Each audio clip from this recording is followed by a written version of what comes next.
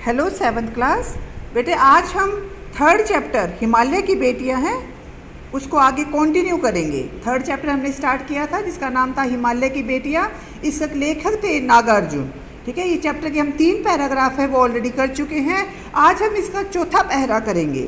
ठीक है, हमने इसमें नदियों के बारे में पढ़ा था कि हिमालय से निकलने वाली नदियों का इसमें वर्णन किया गया है। हिमालय से निकलने वाली नदियाँ कौन कौन सी हैं? गंगा, यमुना, सतलुज।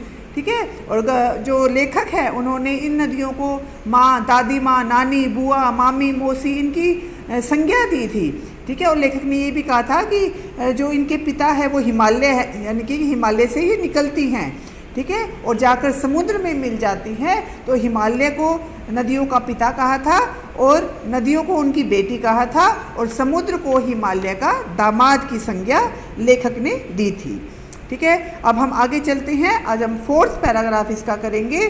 जिन्होंने मैदान में ही नदियों को देखा होगा उनके ख्याल में शायद ही ये बात आ सके कि बूढ़े हिमालय की गोद में बचिया बनकर ये कैसे खेला करती थी। अब जो नदियाँ हिमालय से निकलती हैं वो हिमालय की आगोश में रहती हैं, फिर उसके आगोश से निकल कर जाती हैं। माँ बाप की गोद में नंग धड़ंग होने वाली, खेलने वाली इन बालिकाओं का रूप पहाड़ी आदमियों के लिए आकर्षक भले न हो, लेकिन मुझे तो ऐसा प्रतीत होता है कि हिमालय को ससुर और समुद्र को इसका नाबाद कहने में भी कोई हिचक नहीं है। ठीक है, अब ये वहाँ पर आराम से खेलती हैं, कूदती हैं, मतलब उच्च स्वर में आवाज़ करती हैं और आगे जाके बहती हैं। ठीक है, तो लेखक ने ये क्या कहा है कि वहाँ पर ये अपने पिता की गोद में खेल रही हैं, यानी कि गंगा, यमुना, सतलुज जो नदियाँ हैं वो हिमालय रूपी अपने पिता के गोद में खेल रही हैं। और लेखक ने हिमालय को ससुर और समुद्र को उनका दामाद की संज्ञा दी है। कालिदास के विरही यक्ष ने अपने मेघदूत से कहा था, बेतवा नदी का प्रेम प्रतिदान देते चले जाना, तुम्हारी यह प्रेसी तुम्हें अवश्य ही प्रसन्न होगी। ये बात इन चंचल नदियों को देखकर मुझे अचानक याद आ गई। ठीक है, कालिदास की एक रचना है। ठीक है, जिसमें यक्ष ने मेघदूत से कहा है कि जो बेतवा नदी है उसके प्रेम का प्रतिपादन किया है उन्होंने कि वो अपनी प्रेयसी को पाकर अवश्य ही खुश होगा। यह बात इन चंचल नदियों को देखकर लेखक के मन में अचानक आ गई कि कालिदास ने इनके बारे में क्या लिखा था।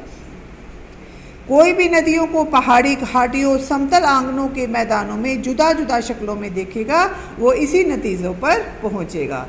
ठीक है, और इससे पता चलता है कि महाकवि कालिदास भी नदियों से अत्यंत प्रभावित थे।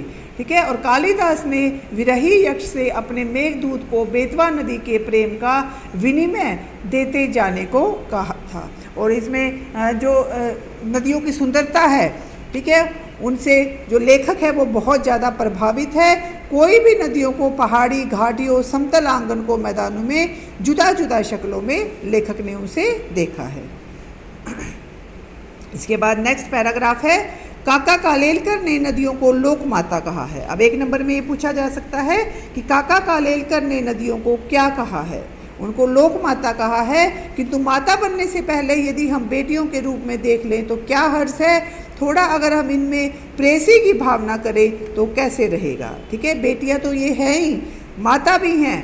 ठीक है, लेकिन लेखक ने इन्हें प्रेयसी का मतलब है प्रेमिका के रूप में देखा है। ममता का एक और भी धागा है जिसके साथ हम नदियों को जोड़ सकते हैं और वो है बहन का स्थान। तो लेखक ने इनको बहन भी माना है।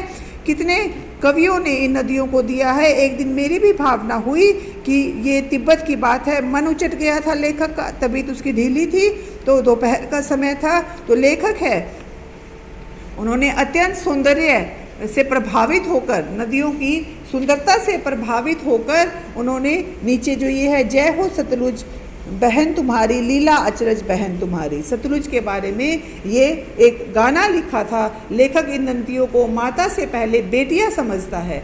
लेखक ने तिब्बत में सतलुज के किनारे बैठकर उसके रूप को निहारा था कि नदियाँ बहती हुई है वो कितनी सुंदर लगती है, और वह उससे इतना प्रभावित हुए थे कि गीत गुनगुनाने लगे थे। ठीक है, तो बेटा ये आपका चैप्टर कंप्लीट हो गया। ठीक है, आज आपको ये पूरा चैप्टर है वो अच्छे से पढ़ना है। ठीक है, और जो आपको नहीं समझ में आया वो मुझे बताना, अच्छे से रीड करना इस चैप्टर को, और कल मैं इसके क्वेश्चन आंसर है वो आपको करवाऊँगी।